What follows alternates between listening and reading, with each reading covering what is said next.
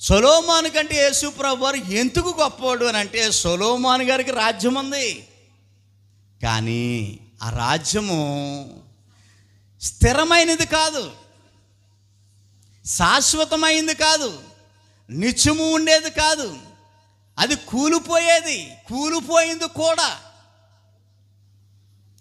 సొలొమోను నిత్యము రాజుగా ఉన్నాడండి ఇజ్రాయేల్ ప్రజలకి? లేడు. ఆయన రాజ్యము కుప్పకూలిపోయింది. కుప్పకూలిపోవడానికి కారణాలు కూడా లేకపోలేదు. ఏంటి కారణం అని అంటే, దేవుడు ఉండే స్థానంలో విగ్రహాలను పెట్టి విగ్రహ పూజ చేశాడు సొలొమోను.